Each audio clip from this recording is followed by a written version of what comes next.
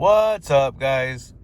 Making a video today on the way to work. Sorry, no fancy spreadsheets, no fancy colors. Felt like this was more appropriate. This is definitely the way the season has gone. Kind of dark, kind of gloomy. Some shitty puddles everywhere. Who knows, right? But anyways, we're gonna change it up a little bit this week. This is going to be, unfortunately, because of the way the season's gone, the picks not to follow. So don't take these picks. I'm giving them to you specifically as a public service announcement of things not to do. Don't follow this because I'm following it. I'm putting my real hard-earned money on it, and it's probably gonna fucking lose. So don't do it. But just so you guys know where the bombs are at, where the grenades are hidden, the landmines, whatever else you want to say, let me go over the picks for you. So number one, and this is my favorite pick of the week, it is the Patriots minus 2.5 against the Jets. Really the reason for that one, couple things. One, the Jets depth chart looks like just a damn checkerboard at this point. Anybody that can be hurt is hurt, and that's kind of the way that their season's gone. But their offensive line specifically, Mekhi Becton's still out. They got, I can't even remember the guy's name, Everett, whatever, he's hurt. Corey Davis is hurt. He's supposed to be out. Breece Hall, unfortunately, is out for the rest of the season. Michael Carter should be stepping in, and I think Michael Carter is an okay player. Obviously, he's not Breece Hall. Their line's all sorts of banged up. I really haven't seen a whole lot of great stuff from Zach Wilson. I think as of right now, the most he's gotten in the game is like 150 yards or something ridiculous like that. Really, they've been doing a great job of trying to hide him, so I think that's kind of an issue, and that's going to be exposed a little bit this coming week. Also, though, on the flip side, the Patriots got their ass handed to them by the Bears last week, and I think it's pretty embarrassing. So you are going to have what should be a motivated Patriots locker room. Bill Belichick should have the ear of everybody in that room. Also, though, Bill Belichick, if you haven't already heard, and I'm sure you probably have at some point somewhere, that Bill is great after coming off of these losses. And I know that a lot of people like to immediately give that credit back to Tom Brady because a lot of the work that Bill did was with Tom Brady. Now, since Tom Brady has left, the Patriots are 6-4 when playing after a loss. Now, of those 4 losses, though, those all came against top-tier elite quarterbacks. 2 to Josh Allen, 1 to Patrick Mahomes, and 1 to Aaron Rodgers. So I think we can all agree Zach Wilson is not in that upper echelon. And essentially, with whenever they play this like bottom of the barrel, or even maybe middling, if you want to say he's an average quarterback, the Patriots are 6-0 after a loss since Tom Brady left.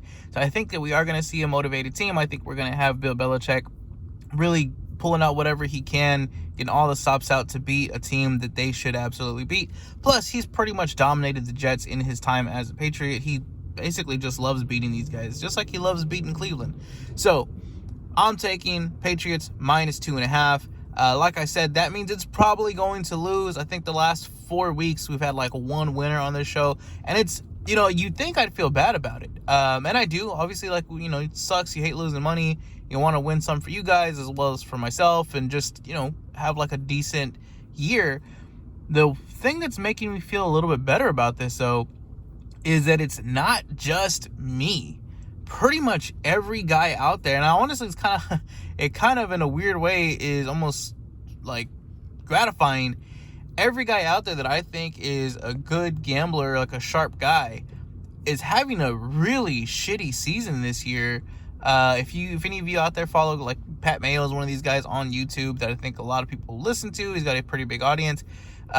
He and his crew have had a pretty shitty run of it here the last like 3 or 4 weeks. And even like the full season, I think the first 2-3 weeks they were kind of hot, and that's pretty much it. Warren Sharp himself has not been touting his numbers, and that's because he's not really had a lot of great weeks. I think he had 1 week earlier in the season where he went like 9-1. I want to say that was week 2 or 3 of the season, and that's pretty much it. I know there was 1 week where he actually went 1-9. So even, the master, the Jedi, he's not having a great year. So again, in a weird way, it's kind of, you always want to be on the same side as the sharp guys, as the, the top bettors and casinos and stuff like that. And so like I said, I feel kind of like, okay, well, at least I'm on the right boat. At some point, maybe we'll get it turned around. There's another guy, if you don't listen to him, at Run Pure Sports. So JJ is really the guy I listen to most, but his dad is really, really great. He's really funny. He's also on Run Pure Sports on YouTube. Yeah, I give free plugs. Doesn't matter. At least not to me. I'm just here for you guys to get the best content. And, he's really good because, again, he gives really great stories. It's hilarious. But he's been a really solid guy. He's been a gambler like all of his life. He's probably like 200 years old by now. But he's an amazing guy, amazing gambler. And he's been having kind of like a so-so year too. Obviously, I think he's been better than me, but it's been kind of a 50-50 kind of year for him as well. So anyways, that's a long-winded way of me just kind of blowing myself. So let's go on to the next pick here. It's going to be Colts Commanders under 20 for the first half. The full game is at 39 or 39.5, depending on what book you're looking at. Both teams really have had slow starts, but in this particular game, the Colts are going to be starting with Sam Ehlinger, who used to be quarterback of the Texas Longhorns, one of my favorite teams.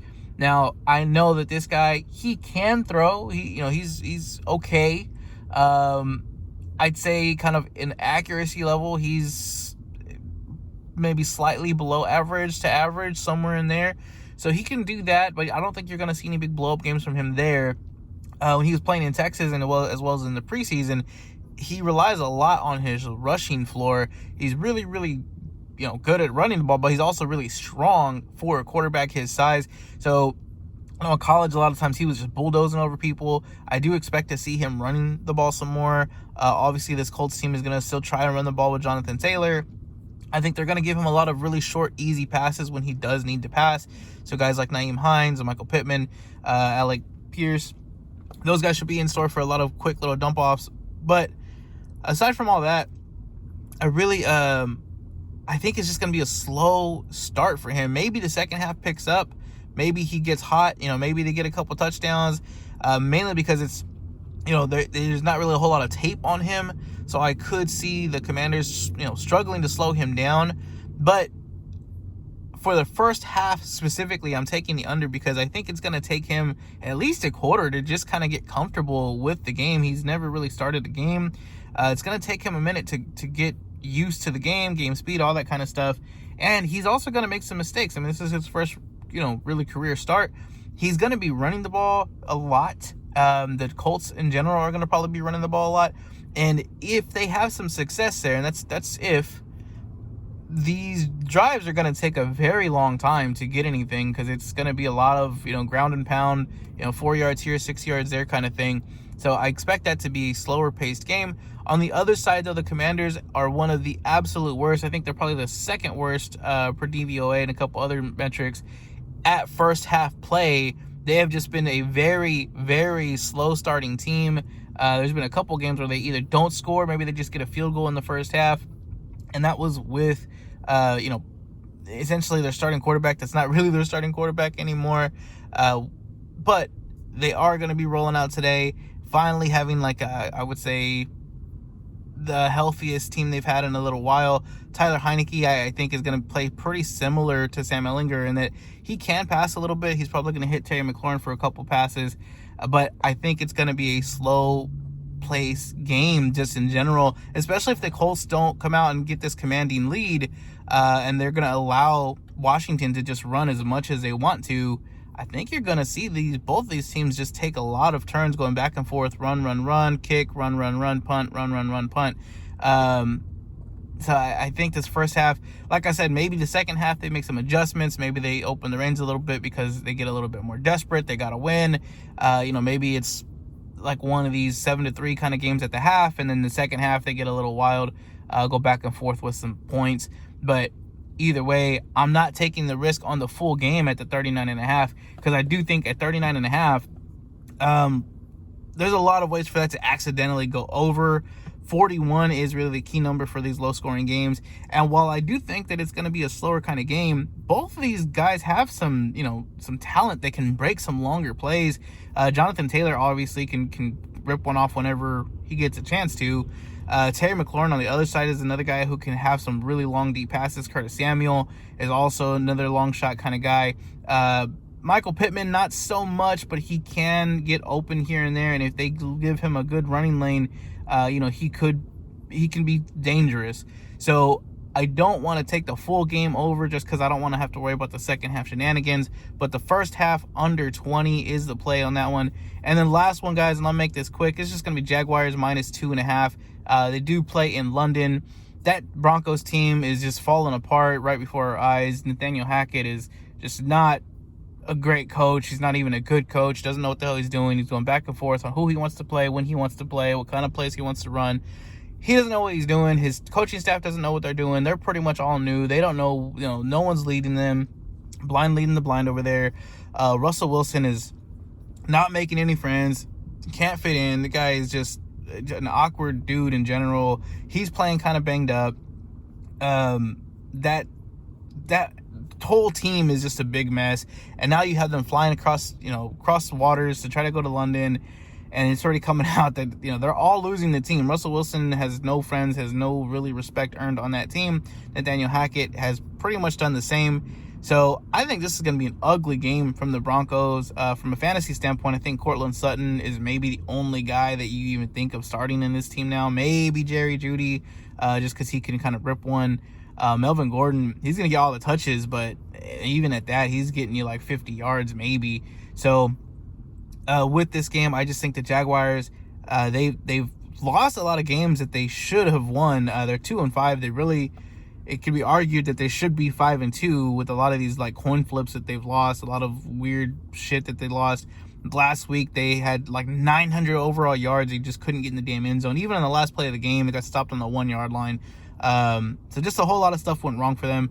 So I am going to be taking the Jaguars. At some point, they're going to win one of these coin tosses. So Jaguars minus 2.5 for that early game. So those are the 3 picks I'm on. Those are the 3 picks you should probably avoid. If you're trying to maybe slow play this and you're like, you know what, let me put $5 towards what this guy is saying and see what happens. You just honestly go in order of time zone, right, or time of the game. So you can put $5 on the Jaguars minus 2.5. If it hits, then you're going to roll that into the Patriots minus 2.5. And then if that hits, you can roll $10 into the afternoon game with the Colts Commanders under 20. So if you want to play it that way, you can. If you don't. If you want to just avoid the picks altogether, by all means, I probably would advise that. But thank you again. Have a great weekend. Good luck. Hopefully someone out there is winning some money. Y'all have a good day.